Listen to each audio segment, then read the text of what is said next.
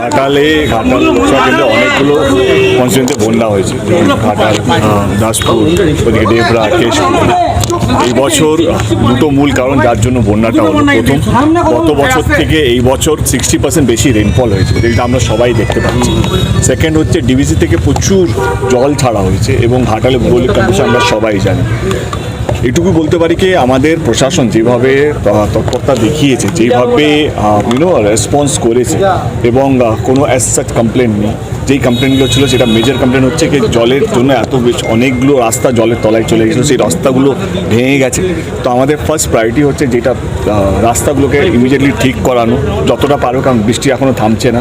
এবং আমাদের quick response team যেভাবে কাজ করেছে, আমি কথা বলছি, 121 জনকে স্নেক বাইট কেসেস এসেছিলো আমাদের, একটাও ডেথ নেই, কারণ আমরা আমাদের রেসপন্স টিম ঠিক টাইমে পৌঁছে গিয়ে তাদেরকে রেস্কিউ করেছে এবং যেই দরকার তাকে সুস্থ করার জন্য। অনেকগুলো প্রেগনেন্ট মহিলা ছিলেন, তাদেরকে নিয়ে আসা, তাদের যেন কোনো অসুবিধা না হয় বন্যার জন্য, তাদের যাতায়াতে কোনো অসুবিধা না হয়, তাদেরকে একটা সেফ শেল্টারে রাখা।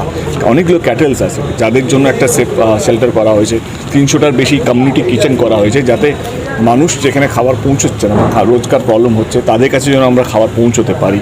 ইলেকট্রিসিটির জন্য ইলেকট্রিসিটি বোর্ড 24 ঘন্টা বা 48 ঘন্টার মধ্যে যেখানে খুব ক্রিটিক্যাল কন্ডিশন সেইখানেও আমরা ইলেকট্রিসিটি রিটেন করছি।